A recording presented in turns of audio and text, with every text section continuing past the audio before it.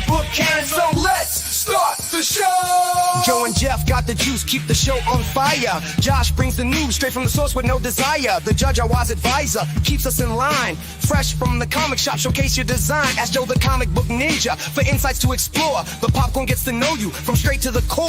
I guess out to think, cause we make some freaks. So much more to discover, this show's a hit. Anything can happen on a comic book canon. Anything can happen on a comic book canon. Anything can happen on a comic book canon. So let's start this show.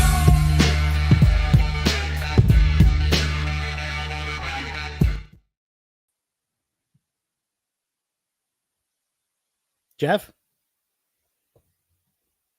Jeff? Oh, God. This guy's always late.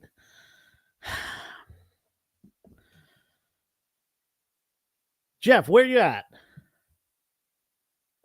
Are you serious? We have canon to do. It's stuck where? How far up there? Oh my God, dude. All right, I'm going to text you the number for my proctologist. Good luck. I guess we'll just have to do the show without you tonight. Godspeed. All right. Well, comic book canon crew. What is up, everyone? It looks like we are missing one of our hosts of the show. Jeff, let's just say, is having a medical issue, we'll call it. Don't worry, nothing serious. But I guess this means that things are going down the totem pole. We're going to bring someone in here to help out. And I think that has to be our man, Joshua, the big beef himself. Josh, we're live. We're live now. Oh, we are. I was just trying to catch you up on some reading on the latest issue of Justice League Unlimited. It came out like in 2003. Yeah, but, what? The latest issue? Yeah, well, I mean, for me, it's the latest issue I just bought. So just reading. But hey, you know what? Let's jump into it. Jeff is having some medical issues, it sounds like. And I mean, I don't know. I mean, that's what you said. So they're can we get into definitely issues? They're definitely issues. Let's just put it that way. Yeah. So I guess you and me, can you do the show with me? Can you handle this? I think we can do it. I'm over on the other side. Well, I'm on the other side, so I think we can do it. Go ahead, pound it. All right, that didn't come out right. This is gonna be tough. We're gonna need some support for this show. Naomi, Dan, are you guys gonna help out? Absolutely, and I know where you are. You're up there. Don't do anything that I wouldn't do. This is very Brady Bunch, where we're like, it is the Brady Bunch, the Cannon Bunch. Oh, yeah, that's a good name. Oh, yeah. All right. We'll see you guys in a little bit. We need to get into a very important part of the show, hosted by our guest, super extra awesome co-host here, named Joshua. And Josh, I think you've got some news for us as soon as I figure out where this video is.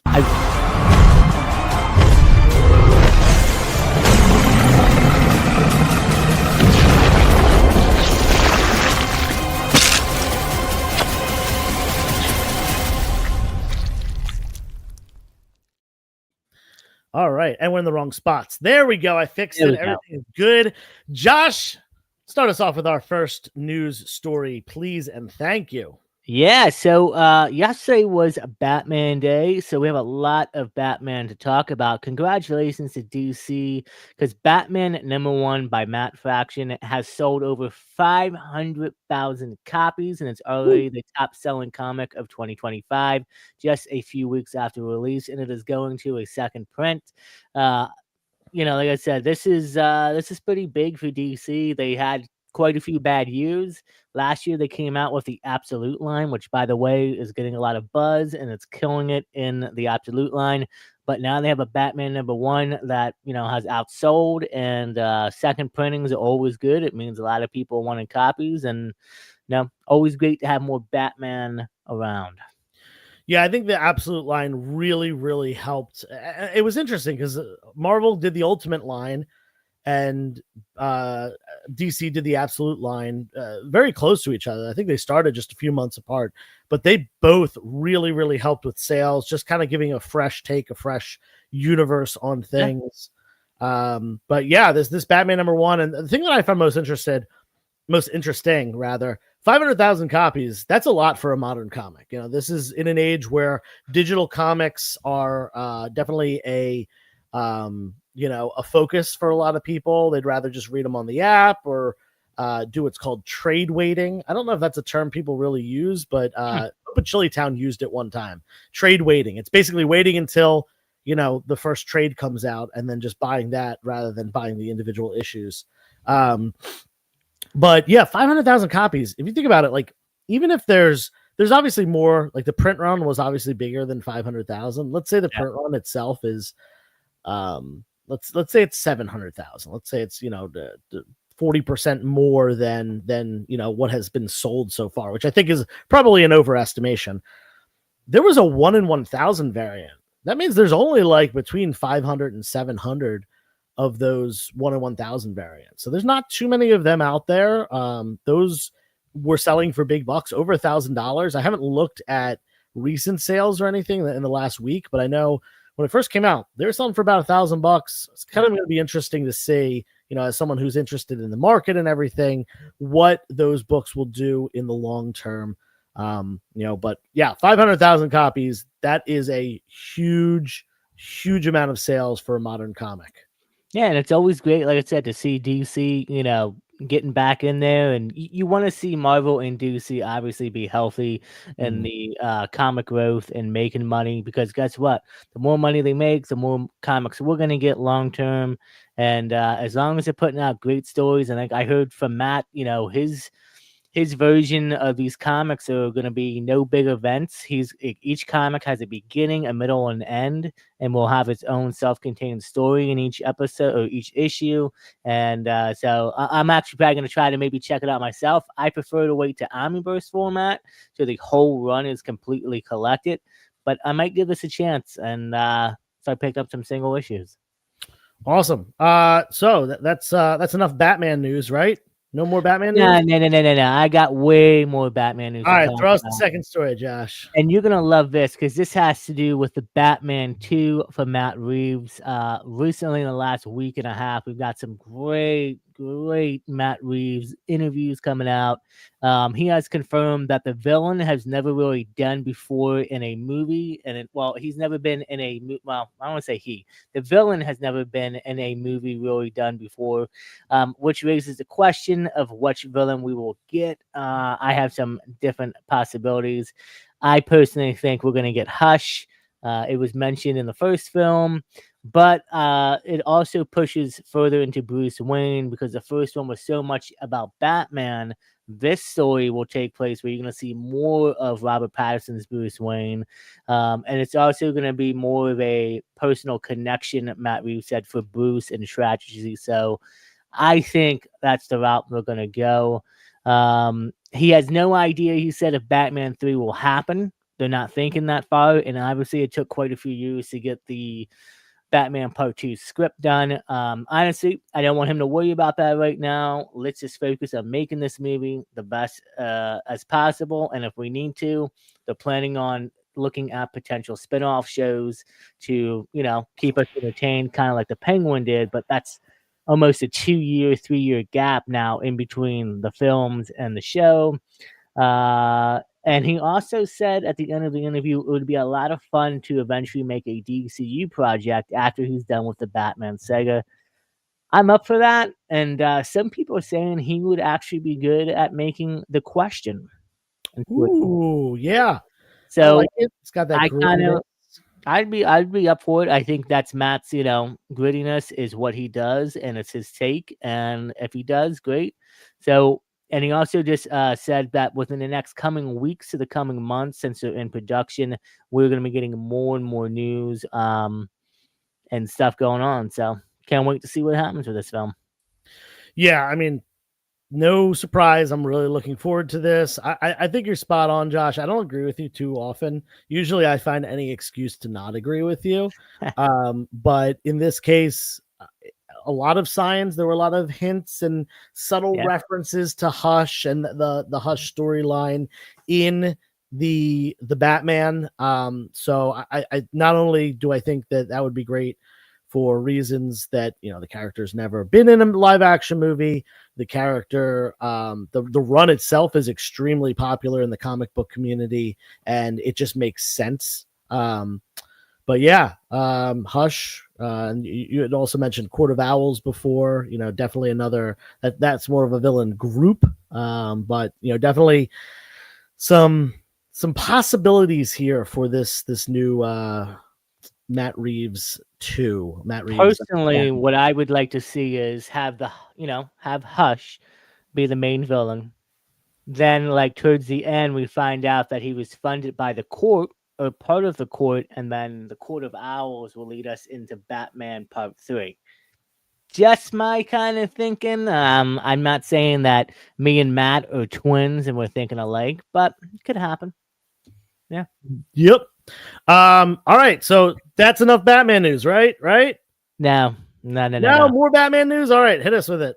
So, speaking of Batman, James Gunn was talking about DCU's Batman casting.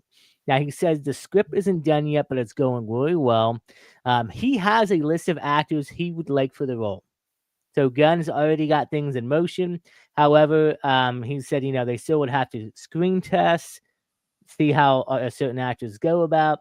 He also said that he has a big actor that offered to play the part of Batman that he's keeping in mind, but he doesn't think it will happen. They kind of want to go with a more, I want to say lesser known actor, but, you know, smaller actor, I guess you can say. Probably somebody that they want to do, you know, long term with. Because you got to think whoever becomes the new DCU Batman will be Batman for the next at least 10 years, maybe even longer. So we'll have to see what happens. But yeah, excited for this. So we're getting closer. I personally think that we will see Bruce Wayne or Batman by the end of the year in DCU. I think we will get an announcement because Clayface is filming, and I think he'll show up in Clayface next year. Interesting prediction. By the end of the year, we got what, a little over 3 months left. That does not leave us a lot of time here. It's certainly a possibility. But all right, moving on to the next story. Josh, take it away. Yeah, so now we're going to jump into some Marvel news. Kate Bishop and Miss Marvel will reportedly return in Avengers Doomsday and Secret Wars, and will co-lead Young Avengers and be bigger players after Secret Wars. Personally, I'm all for this. I don't know if it'll still be Young Avengers. We keep going back and forth between that and Champions. It could be West Coast Avengers, whatever the case may be. I love both of the character arcs so far in the MCU. Love the Miss Marvel show. Hawkeye, you know, season 1 was great, and we're still supposed to get a season 2 eventually. That's obviously known. So I'm up for it. And, you know, I think going forward after Secret Wars, these two will be among the 2 most popular characters. Awesome. Yeah, definitely looking forward to this movie. I mean, they can do anything. Anything can be done. We're in a multiverse situation still. Hopefully this kind of caps it off in a good way. But, you know, I think that these 2 characters, Kate Bishop, Kamala Khan, definitely are 2 that I would love to see going forward and continue in the MCU. One more piece of Marvel news before we move on to the rumors. Josh, take it away. Personally, one of my favorites, Daredevil Born Again has officially been renewed for a season 3. Beginning next year, they will start filming, and we know that season 2 is on its way. I think it comes out March of next year. It's dropping on the same time as season 1. They were talking about they could do so many seasons of Daredevil, and I honestly think they can. I mean, they can go different routes. You can have it where season 3 ties in maybe into a movie. I'm kind of thinking that maybe season 3 will be set, you know, maybe either between Secret Wars or Doomsday, or maybe even after, and then we'll get, like, you know, Matt has to deal with whatever happened between those 2 films. But look, more Daredevil with the team back, and I know season 2 will be even better than season 1. I'm up here for it. If they want to announce season, you know, 4 through 10 right now as well coming back, let's do it. Yeah, I mean, this is great news. Obviously, season 1 clearly did very well because not only was, a season 2, I think season 2 started filming like right after season 1 came out. Yeah. Like it was very shortly after, and the fact that we're already getting a confirmed season 3, that definitely shows some longevity in this series, in this character, these other supporting characters. Before we do move on to the rumors, yes, Supreme Love just mentioned something. We actually just got, this is breaking news as of Josh. Josh told us while we were backstage before the show that this news broke. Tom Holland was injured on the Spider-Man set while doing a stunt. Apparently someone else may have been injured as well. Doesn't seem to be super, super serious, but gotta be careful, especially with the star of the film. Based off of the reports, it sounds like he sustained a concussion. The same thing with another stunt performer. So we'll have to see. I mean, it just literally happened maybe a half hour ago. And don't forget, they're in London filming, so different time zones and everything. But I'm sure we'll have more updates next week. Yeah. Hopefully this is minor thing. Probably a situation where, I know Tom likes to do his own stunts. He's actually very, very athletic. I don't know if anyone's seen any of his he is, his audition tapes for both Spider-Man and as well as other projects that he's been in, as a younger actor. But he is, like a gymnast, very, very accomplished, very, very athletic. So doesn't surprise me that he does a lot of his own Spidey stunts. But wish him the best. And Josh, I think we got some rumors on the table. Why don't you lay the first one out? So Avengers Doomsday may introduce a new variant of Wanda from the X-Men universe. It said that this Magneto that we're going to get probably has his family together with Wanda and Quicksilver and the Brotherhood of Mutants. Honestly, I just hope we get to see Scarlet Witch come back. I'm pretty sure she'll be back, but I want to see, a new arc. I want to see her get her redemption. Obviously, she lost her children. Now she has a reason to go back out and get redemption and possibly find those two when she finds out that her kids are alive and well, along with Vision. So we'll see what happens. And I think Joe is going to be pretty happy with this news too, if it turns out to be true. Yeah, I mean, I really like Scarlet Witch. Obviously, the Quicksilver and Scarlet Witch being Magneto's kids, that was something that was not originally planned in the comics. It was later written in. It was also written out of continuity at points, but it definitely was something that happened at one point or another in the comics. It would be cool to incorporate that, especially in a multiverse situation, kind of paying homage to that original source material. Yeah. All right. What about the next rumor, Josh? So, staying on Doomsday, Marvel Studios reportedly keeps some character reveals in Doomsday a secret until the premiere. Some of these characters are old, new, and from legacy projects. So, I totally expect that. However, I don't know if they're going to be able to keep that a secret too much longer, because now we're starting to get promotional artwork is starting to come out.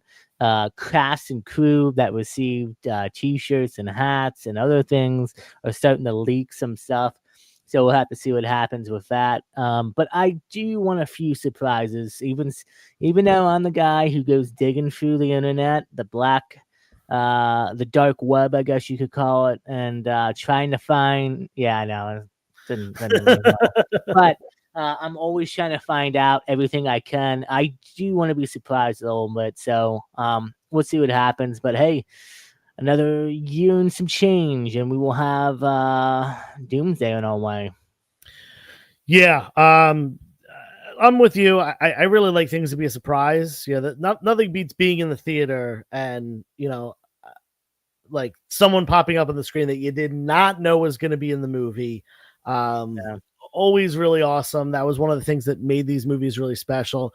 So much stuff gets leaked and so much stuff gets, not even leaked, purposely spoiled for advertisement purposes. But like, come on, hold some of it back, especially in a movie of this caliber. Also wanted to give a shout out real quick to Switchblade Jim. He said, hello, first time here. Jim, welcome to the party. Welcome. Things are going to get kind of crazy here. Hopefully you can handle it. Hopefully you can stick around. Enjoy the show. Josh, we have one more rumor. Yeah, the last thing I actually just heard about an hour ago, the Lanterns trailer may drop this coming week. Now, my original thought was this has probably not going to happen due to the fact that Lanterns is coming out next year along with Supergirl, and we haven't even gotten a trailer yet for Supergirl, but Lanterns is coming out early, beginning first quarter, so it would make sense for them to drop a trailer within the next month or two, around October, hopefully, because coming in hot, the new year is right around. We got 4 more months to go. So we'll see what happens. I am highly looking forward to this show. I'm hearing great things. So yeah, let's hope they drop the trailer this week. It would be great. And we'll see what happens next weekend when we come back. Very cool. Awesome stuff. Definitely, some big DC and Marvel news, as well as some rumors on upcoming projects. But that ends the news segment.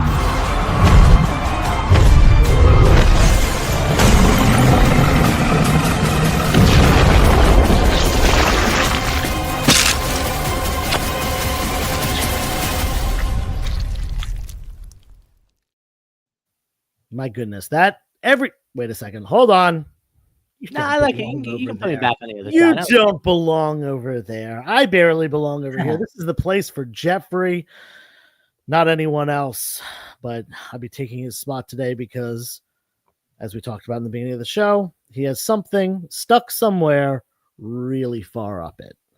So we'll pray for the best for him and get into it. Anyway, we are in episode 240 of Comic Book Canon. We have been we're coming up to I think around a 5-year anniversary here, maybe even a little bit longer than 5 years, given we've had some skips. We got to check with Jeff because he's the only one that's done every single one, other than episodes that he's missed. But feature episode issue for today is Fantastic Four number 240. The Inhumans move to the moon. That is obviously a very important key significance of this book. If they hadn't moved to the moon, things would have been very, very different in the Marvel universe, in Earth 616. Writer John Byrne and artist John Byrne. This is referred to as the John Byrne era, or the John Byrne run of Fantastic Four. He was absolutely killing it with these, cool perspective, very detailed covers. Josh, you're not a big Fantastic Four guy, but what do you think? I think it's definitely an interesting cover. It kind of reminds me of Age of Ultron when the city is crashing down, but I like it. I think it's definitely unique. And what year was issue 240 in? Do we know exactly? I would imagine this would have been mid 1980s, kind of the turning point between probably early Copper Age. I want to say this was probably around when Secret Wars was coming out. So yeah, late Bronze, early Copper, mid 1980s. It definitely fits that late Bronze, early Copper comic cover feeling, definitely, for sure. I tell you that. Yeah, definitely a cool one. 60 center, 1980s, and yeah, this cover is really cool with the Black Bolt actually moving their entire civilization to the moon. Very cool, awesome stuff. I don't know how to get this off the screen. There we go. See, I'm not Jeff. I'm not a professional producer level, but I try my best. Let's say hello to the good people in the chat. We've got Naomi's here, of course, backstage as always. Hey Naomi, how you doing? Hi. Okay, cool. See you later. We've got a Supreme Love, aka Tree McGee, aka Trees, Tunes, and Something, aka Chris.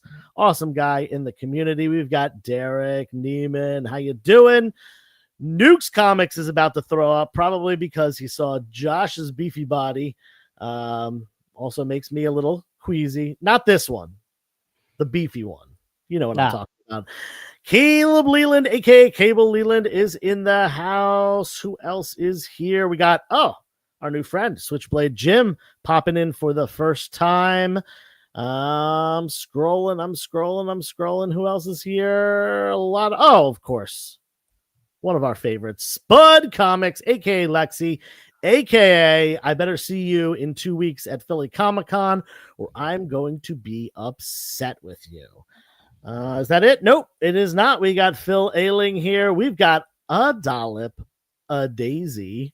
What is up? And somebody named Josh's Comics hanging out as our second comment of the day. The judge is also in.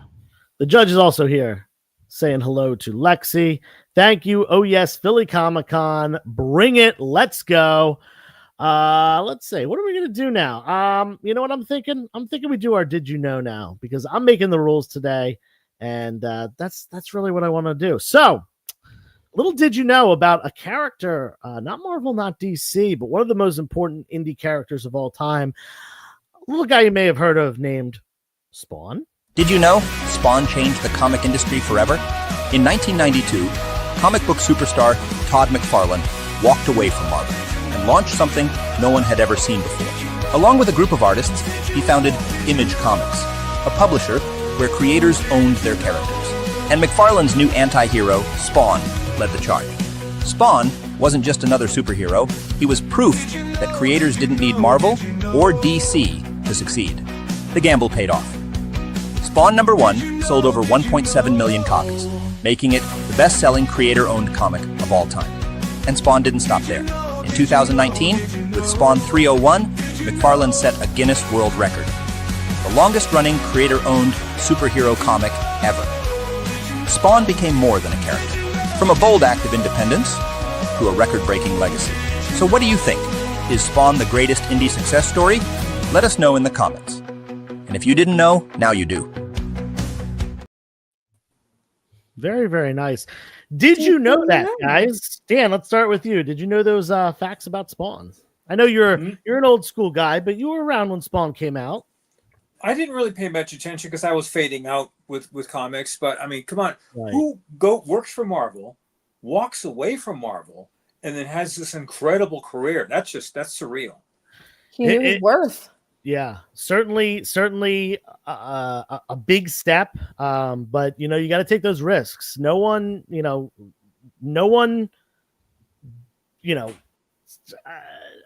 I hate to say it, but like no one succeeds without like some level of risk. Yes. You gotta spend money to make money. Well, you got to take risks in order to find that kind of level of success. Sure, he could have continued being an all-star in Marvel. He could have made his money, his probably millions of dollars over the course of his career and done very well for himself with signings and stuff. But he took things to a next level, and he is a very, very wealthy man. I don't know what his net worth is or anything like that, but he was buying $1 million baseballs in the 90s. For those of you who don't know the Todd McFarlane, he was buying like the Sammy Sosa and Mark McGuire. Yeah, which are worth way less now than he paid for them. Yes, That's probably going to be worth much today, honestly. Yeah. Naomi, I grew up in that era, like the Sammy Sosa and Mark McGuire. What? Yeah, are you a Spawn fan? So it was too mature for me when I was that age. So I never really got into Spawn, but I do like give it respect. And I had no idea that Todd McFarlane started Image. That's amazing. I love Image Comics. Yeah, there were 7 artists, all Marvel artists. Todd McFarlane, let's see if I can do this off the top of my head. Eric Larson, Rob Liefeld, Mark Silvestri, Jim Valentino, Will Spertaccio, and dang it, I'm missing one. Who am I missing? Somebody look it up. Anyway, they left Marvel. They were all Marvel artists. They weren't happy with how they were being compensated, and they decided to do their own thing, and it worked out for everyone. Some of them went back to Marvel and DC. Who is it, Dan? John Boy Myers. I'm just throwing out a name. He did regarding not the artist of that era. No, we're talking about who started Image. The 7 people. Oh, okay. No, I'm sorry. No, I have no idea. Jim Lee. Oh my God, a supreme love. Oh. Thank you. It's literally the biggest name in Yeah, comics. Of all of right? those. Jim Lee, of course, just the CEO of DC Comics. So as you can see, a lot of them have gone back to work with Marvel and DC over the years and stuff like that. Especially, Jim Lee, obviously, who is Mr. DC at this point. But yeah, really, really, really cool that those guys broke off. And there's actually a really good documentary. I think it's available on YouTube for free. I think Spud just said what it was. The Image Revolution. Mm-hmm. Yeah. I'm definitely going to put that on my. How long has Jim Lee been at it? He's been around for a while, hasn't he? Jim Lee, late 80s started. He was Alpha Flight was his first Marvel project. Yeah. Did a couple indie books before that, Samurai Santa or whatever it's called. That's a 40-year span. That's impressive. Yeah. I know this is interesting what Caleb said here in the chat as well. He said, here's something Joe will find interesting. In college, my econ class used Image Comics on a basis for a paper talking about them going up against the big two. That's which awesome. This is a really interesting talking point. As of post-pandemic, I don't remember exactly what year it started, but Image has been outselling DC in the last few years. No. Image, honestly, it's really the big three now. It's Marvel, DC, Image, and then the indies. And the fact that Image is creator-owned makes it even, amazing. Is that still true given the success that DC had last year with their Absolute series? That's a good question. I was just informed that a few years ago. I haven't checked up on it or anything like that, but I wouldn't be surprised. I mean, they put out a lot of really good content. James Tynion is very popular right now, and he does a lot of Image stuff. So, I could check those numbers. We can get back with some more information. By the way, speaking of information, if you have any questions, now's the time to put them in the chat for Ask Joe. That will be our next segment. But Josh, before we end that and head on to Ask Joe, did you have anything you want to say about Spawn? I know you're probably not much of a Spawn guy, right? I saw the movie when the 1990s, and I honestly did not even know it was based off of a comic book until my older brother told me. And I read issue 1, and I was probably about 8 or 9 at the time. But I don't know, man. Something about Spawn I just didn't like. I was more of a comic book hero, Batman, Superman, Daredevil, those kind of types of comic books. But Spawn is now, I mean, you could probably definitely say almost a household name. I think if you haven't read it or you have read it, you definitely know who Spawn is. Kind of the history behind it a little bit. And, supposedly we're going to be getting a new movie, I heard, with Jamie Foxx potentially cast. I don't remember for a long time, yeah. Yeah, so we'll have to see. But, speaking of Spawn, hey, part of the canon is going to technically kind of be, well, I would say part of the canon, but a guest that comes on regularly on the show is jumping into the Spawn universe with an interesting idea. If Santa would show up in the Spawn universe. So I think that's cool. I'll be checking that out. But yeah, that's all I really know and have to say about Spawn. Great. Yeah. While you're all here, I just want to bring up something very important to the show. A new sponsorship for us. Have any of you guys ever tried opium? All the time. No, I have not. I'm allergic. You're allergic, Dan? No. Naomi? Yes, all the time. It's against my religion. Against your religion. Okay. Well, our new sponsor is opium. I'm going to talk about opium. He was talking about the perfume, took myself out. I'm talking about my sponsor of water. You kicked yourself out. I did this all wrong. Yeah, I meant to do this. I'm going to talk about opium now. Our sponsor. My favorite drink, orange peach mango. OPM. Love it. It is the best drink on the planet. It perfectly blends 3 delicious juices that are great individually into a trifecta, a hybrid juice. This stuff, I could drink it for days. I love opium. Now I opium no. I will have.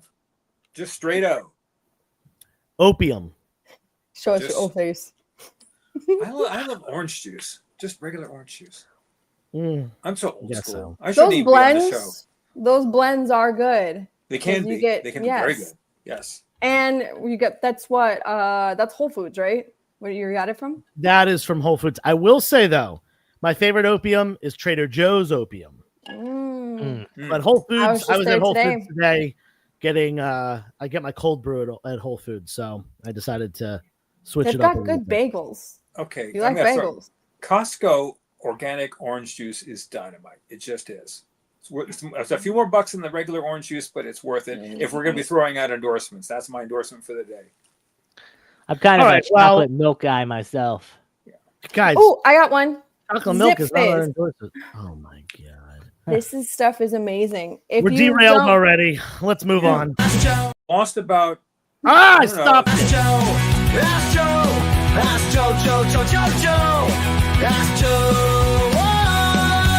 And Jeff. Lost 1,000 subscribers. What? They all went away. They didn't like our opium segment. Anyway, they didn't like our opium. All right, first Ask Joe of the day. Ask Joe and Josh and Naomi and Dan. Jeff is excluded because he's not here today. How long, movies / streaming services, etc., can the Reeves and Gunn universes exist before one overtakes the other and there is a merger? This is an interesting one. I'm going to throw this one to Josh first because he is our resident DC head and news guy. What do you think, Josh? All right. First of all, there's going to be no merger. Matt Reeves just said this a few days ago. His Batman is an Elseworlds project. It will not be set in the DCU at all. So you got to understand that Matt's vision technically is 3 films, and that's it for Batman. Now, it could change. He even said he's not sure if Batman 3 will even potentially happen in the future. We'll have to see what happens. I honestly think what's going to happen is Batman 2 is going to come out. We might get another spin-off show or a few spin-off shows in between, and we will get Batman 3. And then afterwards, Matt will, stop doing his universe. He already said he would like to jump into the DCU and help Gunn out. And I think that's what Matt Reeves is going to do. There's going to be no merger. There's going to be no, Patterson's Batman's going to show up in Man of Tomorrow. None of that. I promise you it won't happen. And for all of you weird sickos that keep saying, oh, well, Patterson's Batman has to be the DCU Batman, it doesn't work. It's, Patterson's Batman's too grounded. So get over it. You're going to have to deal with it. We're going to get another Batman. More Batman is better. He's the best comic book hero to ever exist. He's outsold every other comic book hero in the market. So I'm going to pass this over to Joe. All right. So I'm kind of with you. It's not looking like these things are going to coexist. I will say it makes more sense that, the Reeves universe dies off eventually because the Gunn universe can go on a decade, 2 decades, whatever it may be. Reeves is probably going to be, 3 movies and some shows, and that's going to be it. And that I'm okay with that, better than it getting stale. But if I'm wrong, and if, Josh is very wrong, which is totally possible, he's often wrong. Not likely. Well, you know what? That's what I have to say about that. If Josh is wrong here, and Pattinson is the DC Universe's Batman, I like your centering there. If he is, then, great. They can integrate, and he can stick around for as long as he wants. He can stick around until he's 80 years old and he's training young Terry McGinnis, played by Timothy Chalamet Jr. I don't know. Naomi, your hair smells really nice. Thank you. I washed it. I got to bring Josh back. Oh, there goes the smell. So we're getting a little bit weird. It's getting worse. You two aren't allowed near each other. I'm horrified right now. All right. Well, to answer, so Naomi, what's your take on it? Because I have a take on this on this question. To be quite honest, I don't really have a take. I'm definitely along for the ride on this one. If they do it, they do it. If they don't, they don't. I love both houses. So I was just kind of like, I can truly say it doesn't really matter because I love them both so much that if they do merge, cool. I would love to see how that goes along. If they don't, I'm totally fine with that. So I kind of just, we'll see how it goes. I think it's a very sound answer. My response would have been, depending on how good or bad James Gunn's introduction with Superman a few months ago went, if it was not a good show, the Reeves universe would be extended. But now that Gunn has taken over, and again, he's definitely taken over. If he's won over an old cynic like myself, he's in control. So the Gunn universe will expand very quickly. There's nothing wrong with Reed universe, but it may have to find another home. Okay. All right. Great answers. Only time will tell. We do not know. On to the next question. This one coming from a Supreme Love who has a lot of questions today. We'll answer them. Hashtag Ask the Crew. Sick Tick. For those who don't know, that is Something is Killing the Children. Popular indie comic written by James Tynion with art by Warner Deladera, something like that. Sick Tick has been on the rumor mill for years. As a result, issue 1 is staying up there. Do film rumors still drive the market? And I'm going to answer this question first and say yes, but not to the degree that it used to. Something is Killing the Children is an example of that. Number 1 was selling in a 9.8 for well over $1,000 for quite a while during the comic boom. It was a very, very hot book. You couldn't get a raw for under, even a raw with some spine ticks for under like 500 and stuff like that. Too bad. Now I think 9.8s are like $300 or something like that. Less than a third, probably around a quarter of the price. Don't quote me on these exactly. This is just off the top of my head what I remember. But yes, things still, Supergirl, Woman of Tomorrow, which is good. The title for the movie, that run of comics, especially the issue number 1, jumped up quite a bit. In fact, it was when they first announced it, it went from being a dollar bin book to about a $20, $25 book. And I actually had a bunch of copies and I sold them for $20 and I was feeling pretty good about that. Well, guess what? That book sells raw for $50 or $60 now, and 9.8 sell for a couple $100. So you never know. You never know. There is still definitely speculation in the market. There still is FOMO buying. There still is, ups and downs as these things get announced. Does anyone else want to speak on the topic? Yeah, I kind of feel like I agree with you. It's not as much as a big mover for keeping the comics going up, but definitely, like, for instance, Action Comics 544 just jumped up a little bit of money because we got a promo art of Lex in his war suit, and we know that's gonna be part of the Man of Tomorrow.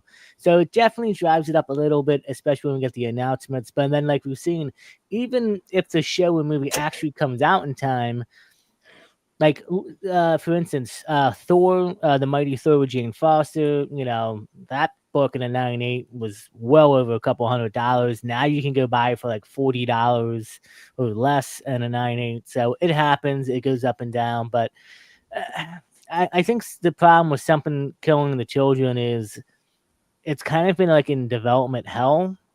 And it's weird because the comics exist. All you got to do is kind of like copy off the comics, switch it up a little bit, and you would have a show. So kind of don't know what they're taking so long to do with it, but I don't even think it's in development. I think the rights were purchased, but I don't think anything has started. I don't think anything started yet. I think it's been in development for a bit. Let me look it up. Yeah. The only I question could have sworn something was announced a few years ago. if they develop this, and they probably will, how deep and dark do they go with this? This is a very sensitive subject with children Deep and dark. Being murdered as the core of the show. How do they handle that? If they do what they did with the Mortal Kombat movie from the early 90s, they butchered that. It was just not even worth watching. Then it's not going to go anywhere. But it's a classic. they could have done so much more with that Mortal Kombat movie. But again, it depends on how they handle this. If it goes deep and dark and very disturbing, I don't know. That'll change the element. It may also change how people react to the number one issue, how expensive it's going to go. It's obviously going to go up if a movie is finally announced. But depending on the success and depending on the deep or not so deep theme, that'll certainly have an effect on the market. Yeah, we were just talking about this over the weekend. Great example is Paper Girls. Paper Girls is a popular indie run. Show was announced during the comic boom. value of the books spiked like crazy. Raws were, 40, $50. 9/8s were like 150 to 200 probably at most. You can get 9/8s now for under $100. I have a 9/6 currently sitting in my box that no one's touched. I think the 9/6 I have priced at like $30 or $40. No one has even made an offer or made a play on it. And the raw first printing near mint plus are in my $10 boxes, and I've got a couple of them. So it's that just shows you, that book was selling for a lot more. Speculation still exists, but most of the time it comes down. If you're really into something and you really want to own the comic book, you're probably better off just waiting for the hype to die down and getting it. That stuff definitely still exists. Great question. All right. Next one. I want to say real quick. So in 2021, it was announced that a development for a TV show was going to happen. And then in February of 2023, writers were hired to adapt for Netflix. Mm-hmm. So it's been 2 years since then. Yeah. Well, All right. That's good. So, Interesting. Well, we'll wait and see. Supreme Love also asks, #AskJoe, recently Heritage has had some insane comic grails, and a lot of them sold under FMV. Is that a bad sign? It depends on what you mean by a bad sign. Is it a bad sign for comic book sellers that things might be selling for less? Yeah. Is it a bad sign for the economy? Maybe. When the economy is not doing well, people aren't doing well, people are nervous, they're not spending as much money on luxury and collectibles and things like that. It's one of the first things to go. Is it a bad sign for collectors? Nope. I sell comics. I sell comics every single week. I do conventions. I do my Instagram sales, all that stuff. But I'm a collector at heart. Even long after I stop selling comics, I will still be a comic book collector. So I like it when prices go down because it means books that I want are going to be cheaper. So I don't think things going down in price is bad. Markets are going to fluctuate. The stock market fluctuates. Collectibles, art, all that stuff. It all fluctuates. Things go up and down. Yes, things have been going down for a few years now, but that comes on the heel of the biggest boom we've seen since the early 1990s. So understandably so, it's going to take a while to fully correct the market to where it quote unquote should be and back to some normal times with not as much fluctuation.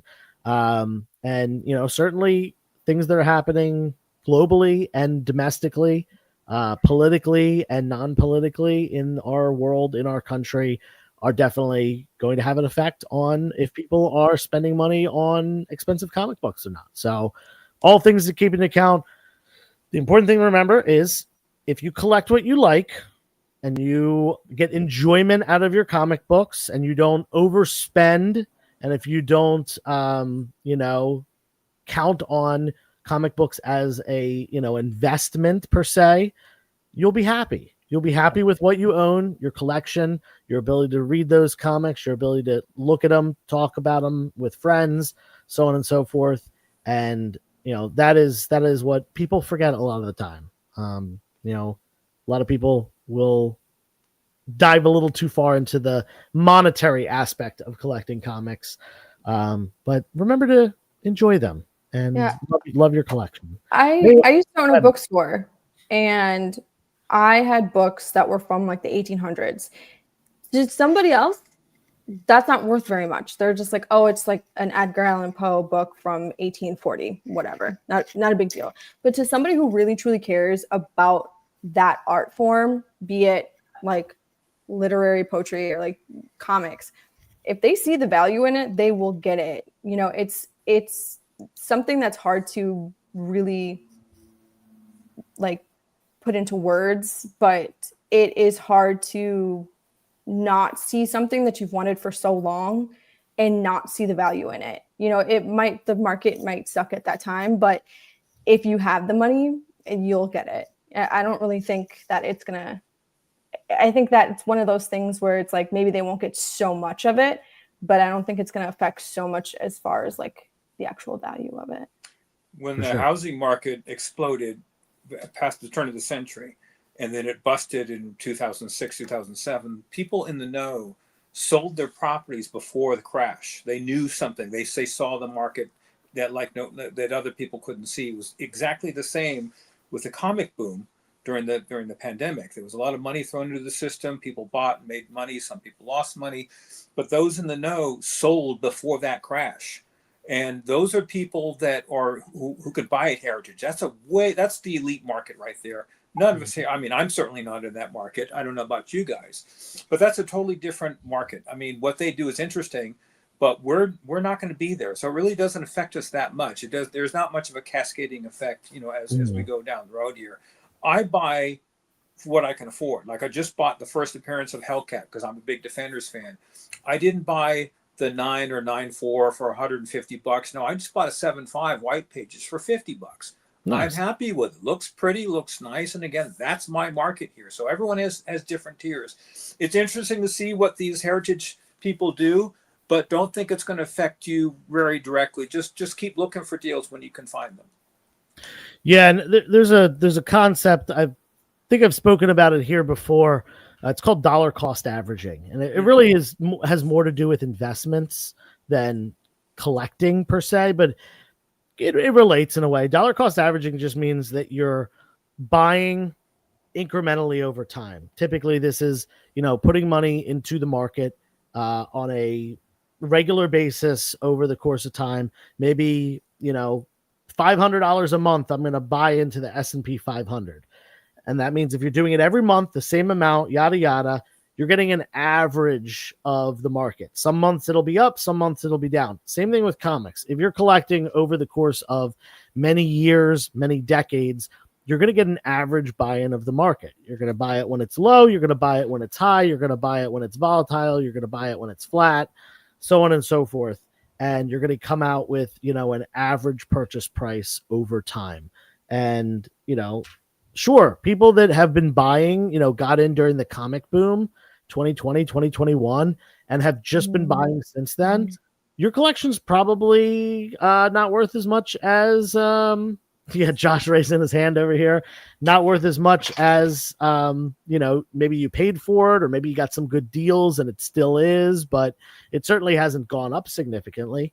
But those of us who, were collecting before, and I actually didn't have a very big collection prior to that, but I still have some books that I had prior to the boom, and those books are worth a lot more now than I bought them for, even with the downturn over the last couple years. So, like I said, collect what you like, buy the things you like. Don't depend on comics for money or income or anything like that unless you do it for a living, and enjoy those books. If you make some money selling them in the long run, awesome. If not, that's okay too. All right, on to the next question. We got a couple more. One more from a Supreme Love. Actually, we got two more from him. Him again? I was kidding. He's a very inquisitive boy today. I know. No, I love it. Oh, no, never mind. I lied. Question. That's the same question. We're going to take that off the list. There we go. Just one more for him. Final question. Hashtag ask the team. Peacemaker, what intro is better, season 1 or season 2? This is a great question. Season 1, dude. I like hands season 1 down better. I like season 1 better, not only because I liked it better, but also it just caught us all by surprise. Yeah. No one expected that. But 100% the song too is way better in season 1 than 2. Like season 2, the dance is okay if you put season 1 song in there. It's actually almost on par, but it's a song. I don't like season 2's song. It doesn't. It's not catchy like season 1 was. You know what I mean? Right. So that's just my opinion. Dan, Naomi, do you have an opinion? I have yet to watch it. Yeah, me neither. I haven't seen it. I'm trying to catch up. Oh, it sounds terrible. I'm trying to catch up on. Yeah, we only got 2 more episodes, I think. Really sorry about the unprofessionalism here. I mean, from our lesser host. Let's be real. We're gonna have to do a season review on this, and we got like 2 or 3 more episodes, and half of these hacks haven't even watched the show yet. Can you believe the show? To be fair, I've only watched 1 episode. So yeah, at least you watch 1 episode. I give you that. At least you watch 1 episode. I mean, come on. Yeah, we'll bring him back. All I'm right, just all trying to right. catch up on Star Wars. There's a lot. There is a lot. There's a lot. I still Yeah. have not finished Andor, the newest season of Andor. Star Wars Anyway, hasn't been good since 1977. Okay, just relax. I was there, by the way. Yeah, I you was were. Dan, what were you like 48, 49 back then in I remember a 77? time when there was no such thing as Star Wars. That's Aw. crazy. That Oh, sounds It terrible. did not exist. I don't like that. Just Poor Star Trek. guy. Please don't give me nightmares. Thank you.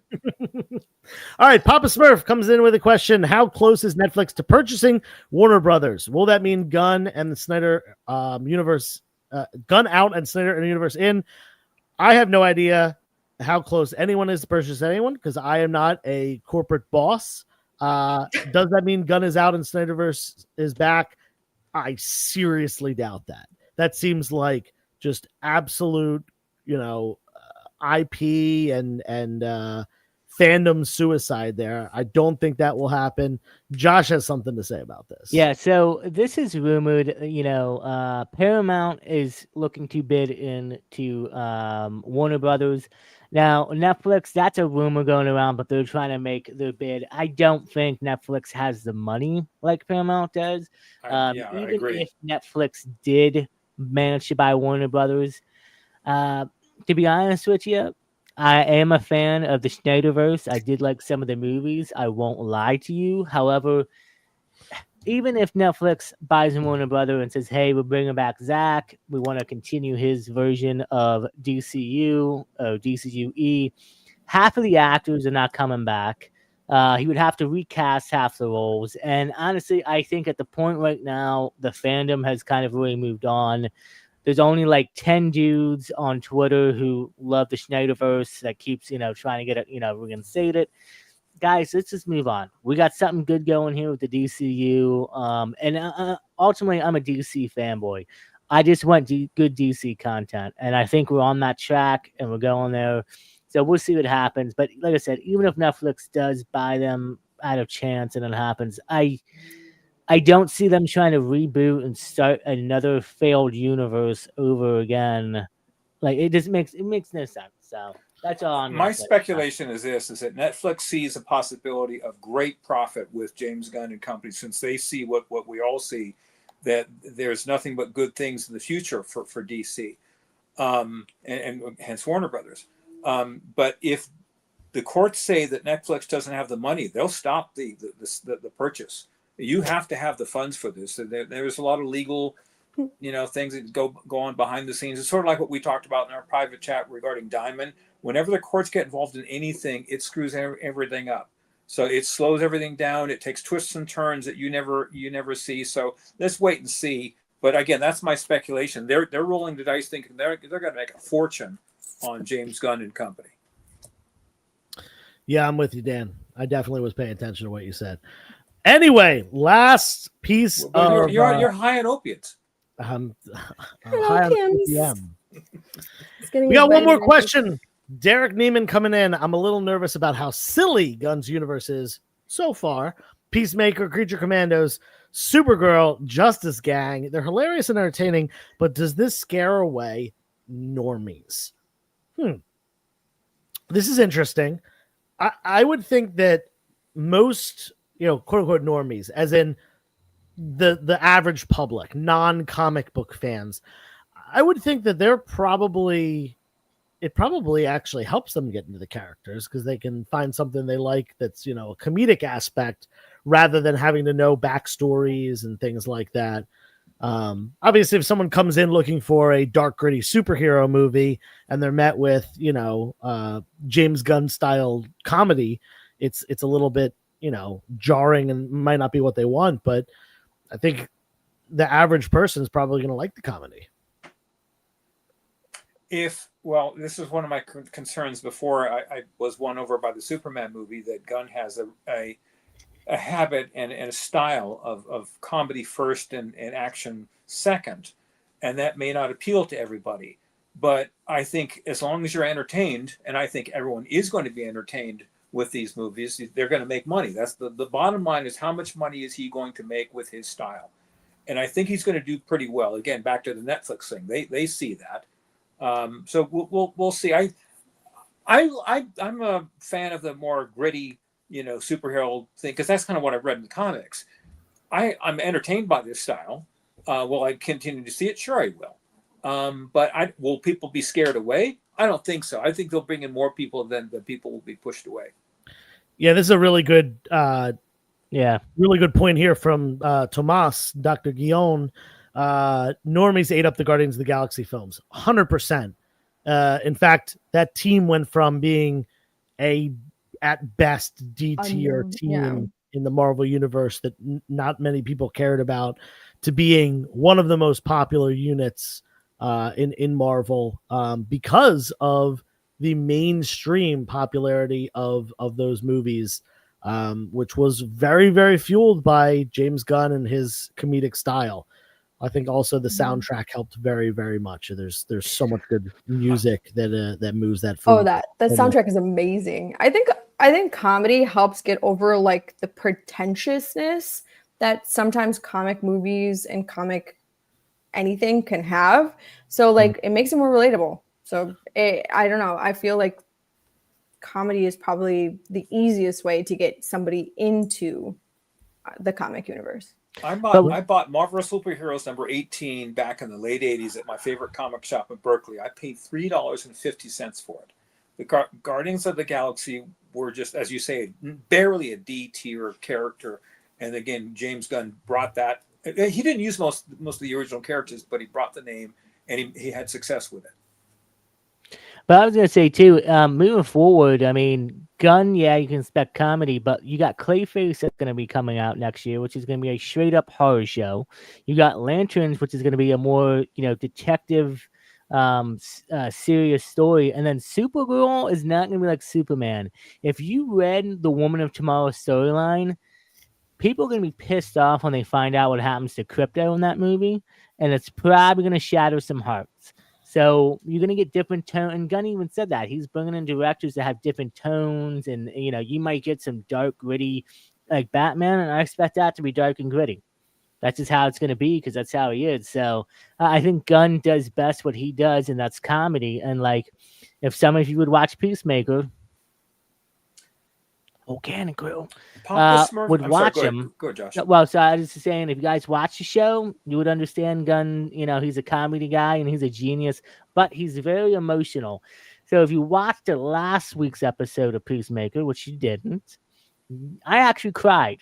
I'm not going to lie. I'm a 31-year-old male and I cried because another dude got upset and I cried.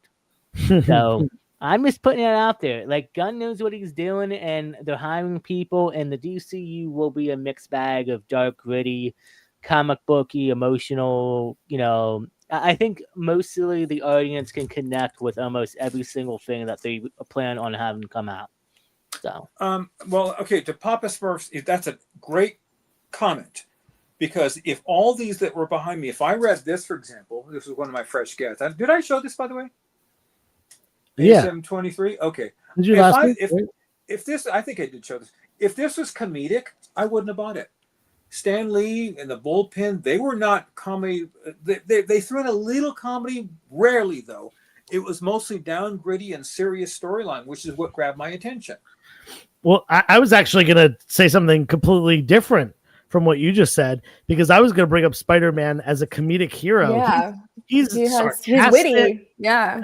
And not only is that, in most aspects of him, he's not very inspiring. He's some, fumbling teenager most of the time who has a hard time talking to girls and who, is just trying to get through life, gets bullied, gets talked down to at work, and does these, comedic quips, when he's fighting villains all the time. And there's a lot of that. Now, is he inspiring in a lot of ways? Absolutely. He's fighting for, the little people. He's trying to, make sure that the crime is low after the death of his uncle. We've got Superman fighting for truth, justice, the American way. There is certainly a lot of inspiration, but there's a lot of comedy in comics as well.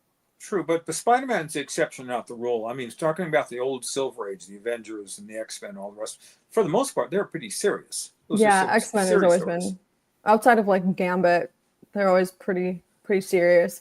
I also think like it's the juxtaposition of it, where if you throw in some comedy relief, then you appreciate when it does get dark or it does get heavy or serious, because you do have the opposite spectrum to kind of get you out of it for a second. I mean, I don't, this is just me, but I cannot watch like a very dramatic show for a very long time if there's no comedy to it, because after a while it's like, this is too heavy for me. Life is already kind of heavy. I want something that actually can pull me in with a little bit of comedy. Yeah, I think there needs to be a mix. I think there needs to be, like, you don't want Batman cracking jokes every 5 minutes. No. But you also don't want Spider-Man being some like stoic hero. You know, he's supposed to be a goofy kid, and Batman's supposed to be this brooding, toxic masculinity guy, melodramatic. Same with Punisher. Punisher's damn serious, especially the early episodes. Sure, yeah, that guy doesn't kid around at all.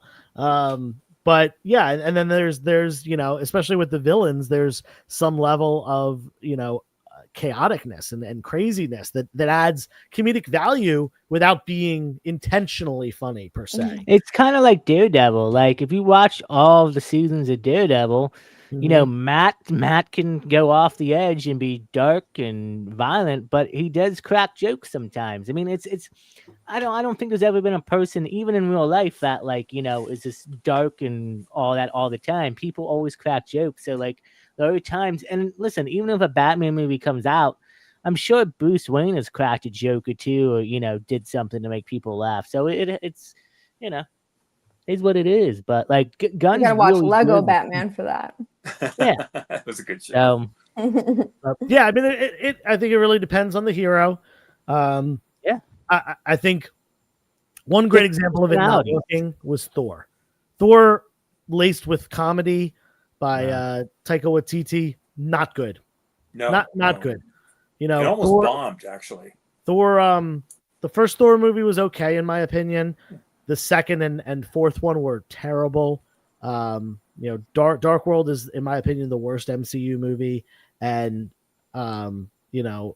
as we saw in the fourth one, the comedy thing was just over the top and did not work for that character.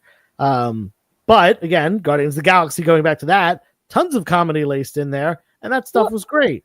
And then the very beginning of that movie, his mom is dying. You know what I mean? And then you cut to him dancing on that planet. So it's just like, it's that ebb and flow that really made you really appreciate the movie, that there is a way to be very serious, but still have that comedic relief. And I think what Dan was saying is that if it's a joke the whole entire time, then there's nothing to like really enjoy. So I do get that part.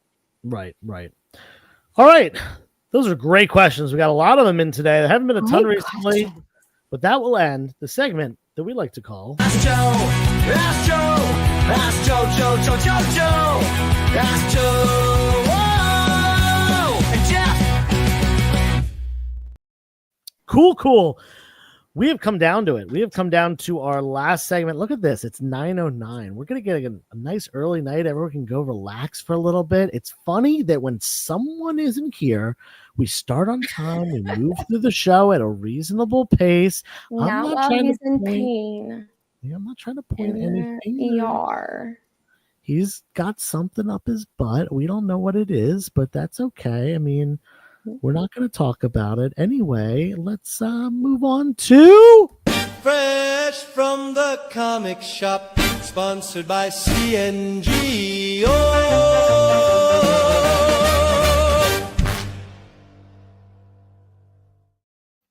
I thought that was going to be longer for some reason. Before we move on, we need to revoke Paul Bond's man card. He said Thor: Love and Thunder 10 out of 10. That's a bad take, dude. Listen, I do not like that take. I do not like it. In fact, it makes me feel physically ill, that take. That film, I mean, yeah, we got, Jane Foster's return, and we got to see Mighty Thor, which I kind of wish they would have done her a little bit better because I love that character and everything. But nah, man, I think best maybe 4 out of 10 you can get, Love and Thunder, but that's pushing it. 4 out of 10. Here's what we do: we give him a blue wrench, and then somebody times him out for 300 seconds. Wrench him, boys. That's funny. All right. Yeah, let's take a look at what we got going on for Fresh from the Comic Shop. Of course, as always, submit your fresh gets on Instagram by using the hashtag FFTCS, Fresh from the Comic Shop. Also, please tag Comic Book Canon. You can also tag any of us if you would like us to see as well. That definitely helps, but make sure you definitely tag Comic Book Canon. That being said, we've had some great submissions that I'm trying to find. January winner, we had Mon Comics. We had February was Dr. Plagueis. March was Super Crispy. We had Nori Jordan in April. May was Mike Haggs. June was Spud Comics. July was Bricks Co. with the horror. As of, what is this? This shouldn't be here. Nori Jordan. No, never mind. I guess this is the voting. We had a slaying here, it looks like. Unfortunately, I can't read who won this. Let's check the notes. Fresh from the Comic Shop. Bum, bum, bum. I don't see it anywhere. Mark Leneker, is that the best? Yeah, that just it says Mark Leneker. Yeah. Mark Leneker won. Yes. Okay, there we go. Mark Leneker won by what looks like a landslide here. So that is very, very cool. That Enrage is cool. That I do like that. That was really dope. Wait a second. No. Mark Leneker's is the bowling, the Batman bowling one. What's the one down here? Real Caleb Leland. Real Caleb Leland. I like that one too. I know. Yeah. Wow. I did too. I'm surprised because that was a really cool one. But yeah, wow. A landslide victory. All good. We're moving on. We got let's see. Only a couple submissions this week. Yeah. But let's get into them. Why don't we start off with this one right here? Nori Jordan. Let me see if I can find the notes here. Get it together. Nori Jordan. Here we go. This weekend, I took a road trip to Granite State Comic-Con with my son. Normally, I make a list beforehand, but I was pretty much winging it. Sadly, there were not many comic vendors, but I did find a copy of All New Wolverine #1.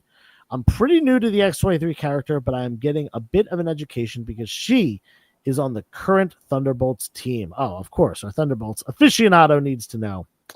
The title of the comic may say New Avengers, but the Honorable Dan De La Torre did rule that this is actually a Thunderbolts team. Laura Kinney is a fun character and worth exploring after this series. Take care, everyone. Very cool. Love this book. This run was really great when she took over, and we got introduced to Gabby, aka Honey Badger. But yeah, cool stuff.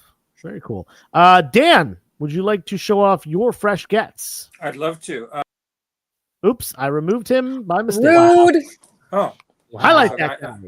All right, here we go. This one here, I got this at GalaxyCon in San Jose.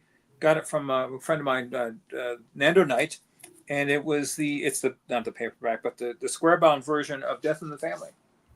Oh, nice. It's a beautiful condition, by the way. Hard to get these in great condition. It's not quite a 9.8, probably a 9.6 or 9.4 if I ever get it slabbed at EGS. But that's my first get. Love. And I got to be careful reading it because it's in such beautiful condition. I haven't done this in a long time. I used to subscribe to Comic Tom with his mystery mailbag and all that. But this one, and Josh, turn your eyes. Turn away. Turn away. Turn away. This is not for you. This is not for you. He's watching. It's Black Cat #1. What are you covering up there? He's peeking. I've seen way better covers than that. Yeah, that's please. PG. Okay. Anyway, I couldn't resist. This is a gorgeous cover. Black Cat #1. Variant cover. I just absolutely loved it. And some of the ones that I got from him.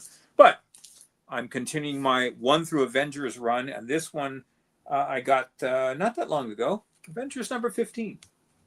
Nice. Really nice Ooh. condition, by the way. Those are all so good. Very nice. Thank Very you. nice. That's what I got. So I'm what am I, 75, 80% of the way? I still have a lot to go. I got most of the grails except for a few. So that's what I got. Very cool. All right. Second audience submission of the day. We've got Kate's Comics. Okay, Kate. Let's see. Kate. Where are you, Kate? We'll find it. Do you want me to read it here? No, I got it. Here we go. Okay. Here is the first Golden Age Superman related title in my collection. I picked this up early in my collecting journey from the amazing team over at Totally Awesome Comics, and it blew my mind to have this comic from the 1950s that generations have enjoyed. In this issue, a crook is trying to trick and capture Superman, who believes he just gained new abilities, including mind reading and seeing through lead. I also included an article titled Match Cover Mania, which discusses the collecting craze at the time. Matchbooks. Interesting. I love the theories on why folks collect and highly recommend this read. Very cool. That's an awesome cover with that pinkish red on top. Yeah, I love that pink. Have any of you ever Yellow. collected matchbooks before? For a while I did. I don't know why. Yeah, I know that, like, some people like to grab ones that are like branded with like hotels they've been to and stuff like that. So yeah, I mean, listen, it's not my thing, but I'm not gonna yuck someone else's yum. But now I want that comic.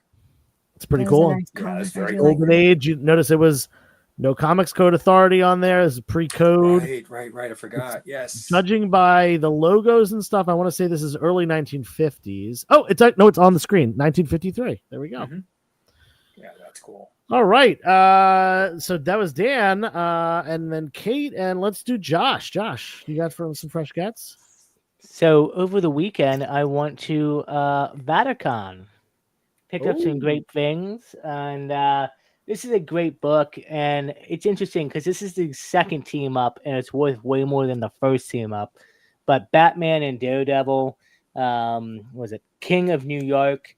So Kingpin pretty much hires Scarecrow to do fear toxin in New York, and then Batman shows up, and him and Daredevil team up. But this is the second time they do this. So the first time they do it, it's with Two-Face and another villain from Daredevil and Gotham. So surprisingly, this is like, one of the most expensive ones out of the two issues, but two of my favorite characters. So I had to pick this up, and I only got it for $2 too, which I thought was a great deal. The second thing, I picked up my second ever piece of original art for $25, and surprisingly, it's another Charlotte Witch. Very nice. Now, $25 is such a steal for that. Yeah, and it reminds me of not Paul Dini, Bruce Timm artwork, kind of. Is it signed? That look. No, it's John Leem. Yeah. John Lima, yeah. That's cool. So that's a great price for that. Yeah, $25, and it's great because Paul's got me into doing art, and Charlotte, which was my first ever piece of original art, and now she's my second ever piece. That was great. Speaking of Bond, Bond, I picked up another great book, and this is Batman Adventures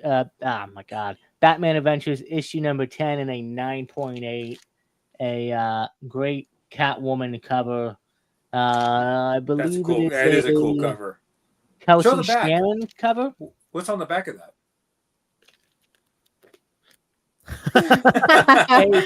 A Dairy Queen cover. If you want, you can get the Puckerberry Blizzard Treat. I doubt you can still get it, but yeah. So this is a great addition, and could you just imagine the big beef behind, Catwoman here? All right. Yeah. Jeez. Boys. We can't have for my wife. That's rude. Can't take him anywhere. Josh.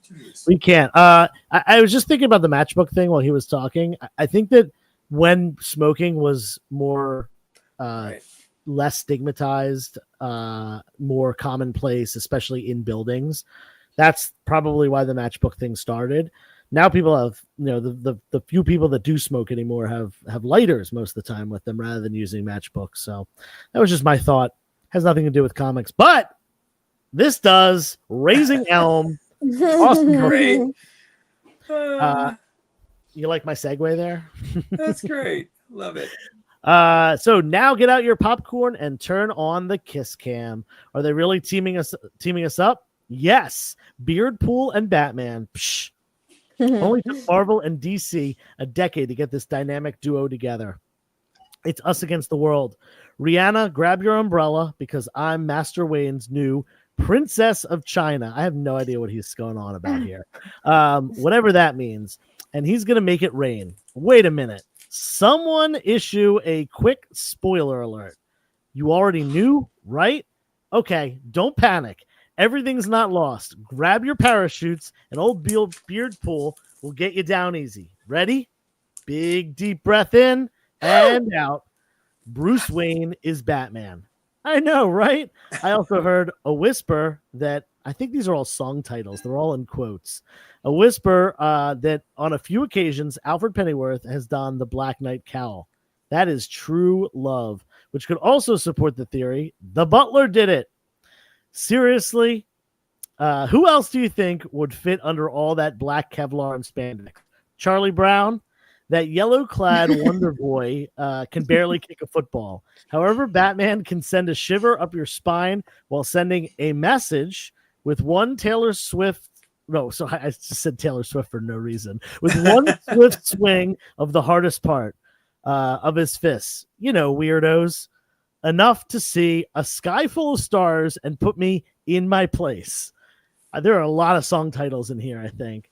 This dark and brooding DC legend is an army of one, unless you count all the adopted birds flying around the Batcave, simply loving the name convention B-dubs. Even the Joker's twisted logic couldn't have formulated such a hymn for the weekend. Were you all able to put X and Y together and figure out my riddle? It's a Coldplay. Oh, it's a Coldplay playlist. Talk about play on words.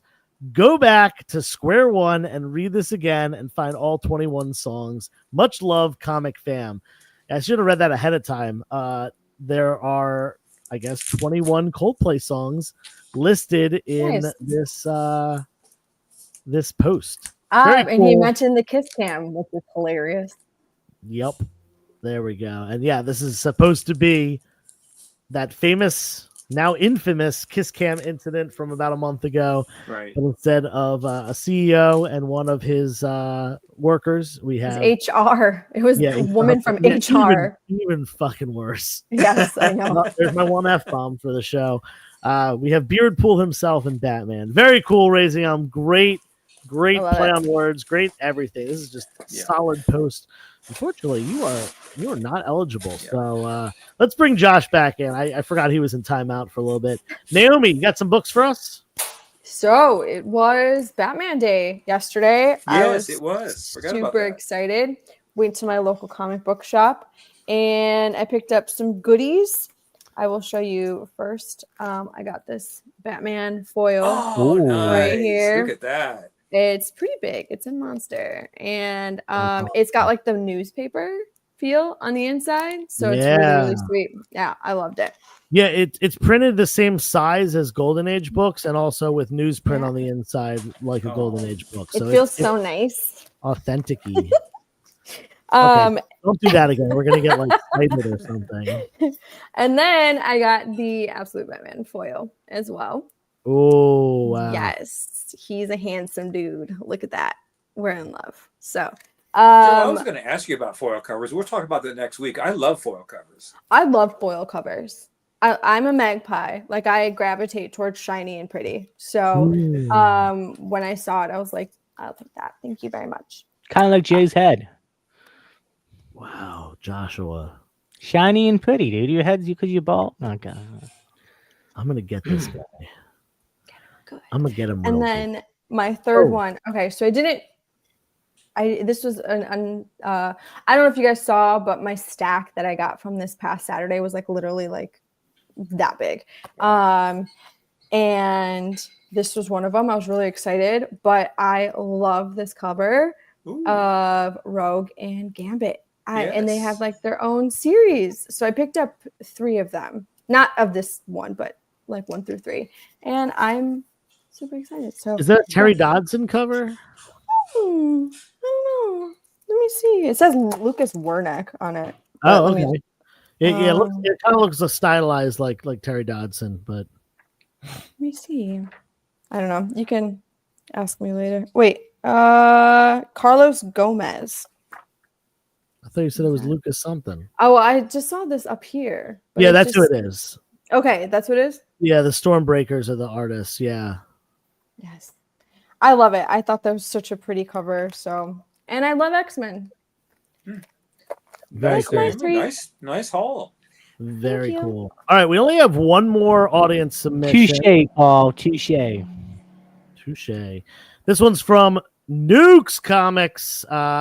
We've got a write-up for this, maybe? Yes, we do. Fresh from the comic shop, Daredevil 280, words by Nascenti. I just want to hop in here and say that I think Ann Nascenti is one of the most underrated comic book writers of all time. That's it. Art by J.R.J.R. John Romita Jr. This issue won't be in contention for a major key, but it does take me back to when I was a kid, when I started reading and collecting comics. I picked this up while long boxing at DBS. Good stuff indeed. Nuke. Very cool. Always good to see, a book that reminds you of your childhood, book that throws back to the simpler times. Great stuff. Awesome. How do I get this on the screen? That's a cool cover, yeah. Very cool. All right. I got a couple books. Not a big week for me buying. I did buy one collection, and for the first time, I got this book raw in a collection. It's funny because I'd never bought this book. I'd never owned this book before, ever, until about a month ago. I got a graded one in a collection. Now this is the first raw one that I got in a collection. This is 300 by Frank Miller. Oh, cool. Classic book at this point, 1998, late 90s sometime. A movie was made off of it. This is Sparta, one of the most significant scenes and movie lines. But yeah, this is a minty fresh copy. Minty fresh? Yeah, this is minty fresh from the comic shop. Might be getting graded. I gotta kind of look and see if it's worth grading it versus just selling it raw. But that one will be up for grabs. I'm not a huge fan, but nonetheless, still a cool book to find. Next up, this one was from Bond. Bond. Ooh, Bond. This, anytime anyone gets these books, they let me know. This is one of William Ekron covers. Weird Horrors number 7, early 50s pre-code horror.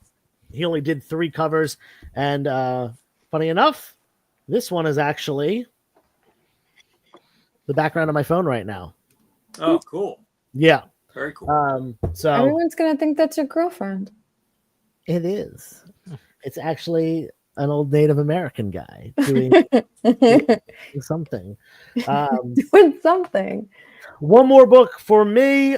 This was actually a pickup from a local shop. They had posted it online that they got it in a collection over the weekend, and I went there this morning as soon as they opened, and they still had it, fortunately.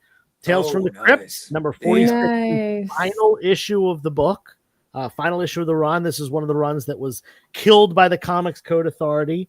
So this came out in 1954. Wow, that looks so good. Yeah. So it's actually, I got it for a really good price because there's actually a rip, basically from the snout of the werewolf, like down to the bottom of the moon. There's like a tear right here, but I mean, even if I hold it really close, it's kind of hard. I can't see it. We couldn't have, if you hadn't pointed out, I would have known it. Yeah, it kind of goes like up and around here. But it's lying flat. It doesn't have too much of a color break. So, I gorgeous. Great book. Oh, now I'm all out of focus. Yeah. We're going to try to. While you're focusing, Naomi, my wife was proud of me because I was cleaning up this room. It's a horrible mess. And I found this. I've had this for the longest time. Whoa! And why that's so cool is, let me do this without screwing this up here. It's so open it up. huge. You open That's what it she said. up. Don't drop the book like last time. There's a book in here. Batman hardcover out. They've got hardcover book. veneers. But it also has, because I'm you pretty brought it up sure, yourself. Dan, if I'm not mistaken, that's the artwork like from Yeah. Look yeah. at it. It's Here's the same actual- one. Yeah. See Here's it? this. Yeah. Well, here's this. Look how cute he is. There's a Batman one in here. There we go. It's That might be very an cute. original, And Dan. it's a. See, I did it. That same thing happened last time. Damn it. Batman. They were from the original 30s. It's very cool. Anyway, just thought I'd bring that up. Very cool. No, I love that. Let's see if I can bring this out without screwing things up here. That I'm is just really bad cool. at this. Really bad at this. No, I Okay. love it. It was just Josh's reaction to Yeah, when it there's fell. this. I should probably put this behind Mylar, and then I got the same thing in the back. Gorgeous. that- That's is that so the- funny. Do you know what is that the Masterpiece edition, Dan? I want to say yes. I think that's what it I've is. had that. Hold on, I'm screwing- Which I believe was like the first like for real Yes. reprint. That is correct. The Masterpiece Edition. Yeah, which for those of you who don't know, that those are actually worth, just the book itself is worth over $100, even though it's a I love reprint. that. Yeah, I and love It it. got messed up over time, but I still hold on to it. So, thank you for that. Okay. Very cool. All right. So normally it's me and Jeff picking, but Dan, I need you to put your garb on if you're going to. If you're not, that's okay. I can't. It's. All right, It'll I'll take me an hour to get to it. Yeah, you're very Okay, you're still going to be the blurry. judge, but Okay. I want Josh and Naomi to pick a winner here. Yes. So let's see.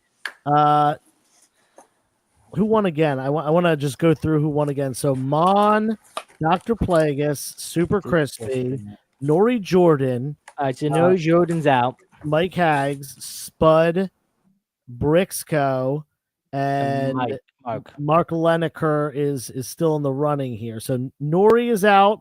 Yep. So the other three was Nukes. Did Nukes win one? I don't think so. Super Crispy, Dr. Plagueis, I want to say Nukes is eligible. Yeah, it looks like Yeah. it. Okay. So we have three eligible then. We have Kate's Comics. We've got Raising Elm, which wild that Raising Elm has not won yet this year, and Nukes. So Yeah. we have three eligible. Naomi and Josh, discuss among yourselves. Why don't we just do what you guys do, or we just say it at the same time? You want to I do got- 1, 2, 3? Yeah. I got two to come to mind. You got two that come to mind. All right, Josh, why don't you give us one of yours? I'm gonna go with Kate Comics. Okay. Same. I love the detail and I love the history, into the issue and everything. And I kind of really dig the cover. I mean, it's kind of unique. You don't see too many like black and gray, especially with the color in there like that. So yeah, I'm gonna go with Kate. Cool. All right. And it sounded like Naomi, you that was in your top as well. Yeah, I would say that's for all the reasons why Josh said, but also if you guys look, it's not in the best condition, and yet she was like, "No, I still have to have this." I think that is a true comic book lover. Yeah. Honestly, it's hard to find these 1950s, 1940s books in good condition, of course. Josh, what is your second one? So my second one would actually be Raising Elm. Yeah. Listen, I'm a Batman guy, that. And I do love his uniqueness and the Coldplay and the way how he tied that in. It's one of the most memorable pieces of history we're gonna ever remember. But seeing Beardpool make an appearance with Batman too, I think is great as well. Still really good both submissions, but like I said, I just like a little bit more in depth that Kate does with a little bit more of a history lesson to it. Very cool. Very cool. All right. Well, you two need to decide. We have Raising Elm with the Beardpool Batman crossover. We also have Kate with the Action Comics Golden Age book with some interesting information about collecting match. What are they called? Match packs? Matchbooks. Matchbooks. yeah. That's it. Yeah. Why don't you two on 3? I'll count to 3, and after 3, you say it. Ready? Well, hold on. You want to bring us back on the screen to do it, or He doesn't know what he's doing. How do I Leave him even do alone. that? How do I take this off? It's hey. All right. We All did right. it. So 1. like 1, 2, and on 3, or 1, 2, No, I'll do John. it. Like we always Ready? do it. 1, 2, 3, go. And you say Okay. it. Okay. 1, 2, 3. Kate's Caped Comics. Ooh, we have unanimous winner here with Kate's Comics. Batman. Wow, I'm surprised. Honestly, I would have gone with Raising Elm here, but I left it up to you two. So we're gonna go Kate's Comics here. Mr. Judge, even though you're not wearing the judge attire, please. I'm giving this up to the classic This is well made, by the way. This is gorgeous. It really is. Anyway, Batman approves. Case dismissed. Love it. Awesome. Congrats to Kate. I believe she will be going up against Mark Lennox, or maybe she's going up against I think she's going up against the winner of next week. Correct. The 28th, I believe. Right. And then that person will be going up against Mark Lennox. If my brain is functioning properly, or maybe we're still doing August voting. I don't know. Anyway, it doesn't matter. Jeff's going to have all that figured out when he's back, once he's got the item removed from his tuchus. But yeah, great show tonight. I appreciate you all bearing with me as I fumbled through the production end of this show. I'm normally not here for that, but Jeff left it up to me as he got things removed from his bowels. Anyway, Josh, why don't we start with you? And it's been a bit of a heavy week, I think, for some of us here in the community and everything, and we're all going through things. And tonight, like Jeff, unfortunately, had a accident where something got lodged up somewhere, but he's feeling better supposedly. So hopefully we'll have him back. Maybe he's not, squeaking down his stomach. But look, anyway, I love you guys. Thank you for tuning in every week, and love my co-hosts. You got the very beautiful token girl. You have the old, very old, but yet wise Dan. And distinguished looking, by the way. You were supposed to put token old man. I forgot. I'm old. I'm sorry. I didn't want to hear what he was going to call me, so I just straight cut him off. Dan, over to you. Guys, I love being on the show. It's growing. It's getting better every episode. I'll be on Spine Ticks next week, and then back with you good people next Sunday. And this is what, again, the world is kind of crazy. And so this is why we come out here, to put a smile on you guys' face, make you forget about troubles, and just make you laugh for a little while. And we want to have fun here, and we do. We do a great job doing that. And we thank you for everyone in this chat. We couldn't do it without you. And Naomi, throwing it over to you. Yes. No, I love everybody here. I love everybody who's watching. It's so fun in the chat. This is definitely something I look forward to every single week. And yeah, I don't know. Watching you drink that is so disturbing. You're gonna have little OPM babies. We're down to 7 viewers right now because I blame myself. And also, happy Hispanic Heritage Month, everybody. Ooh, nice. Yes. Did you know Bane is Cuban? Yes. Yeah. It's actually pronounced Banye. Baño? Yeah, I know. All right. Great show. Again, thank you all for bearing with me as Jeff was not here to operate all the things that I had to operate. You did a pretty good job, Joe. I was kind of worried, but you know what? Jeebus take the wheel. So Jeebus take the wheel. Next weekend, 2 weekends from now, 2 weeks from today actually, is Philadelphia Comic-Con. It is the last Philadelphia Comic-Con of 2025 as we take the winter off. Usually it's every other month, but there is none in December. But yeah, should be a great show. If you're in the Philadelphia area, please come out and hang out. Other than that, you can catch me on Instagram doing my claim sales every week and every Sunday here on Comic Book Canon. Thank you all for being here. Why don't you throw out the times and days for your claim sales? I don't know until usually that morning. Oh, okay. Yeah, Got he it. sometimes doesn't even post anything up. He'll just go live and not tell you. Sometimes, Oh, yeah. really? Sometimes I don't Okay. even post anything, and I just do it. My life is a little sneaky live. hectic, sneaky live. It's a little hectic and a little chaotic right now, but Joe hopefully- looks to be on the DL, if you know what I mean, Dan. Oh my God, Josh. No. Goodbye, everyone.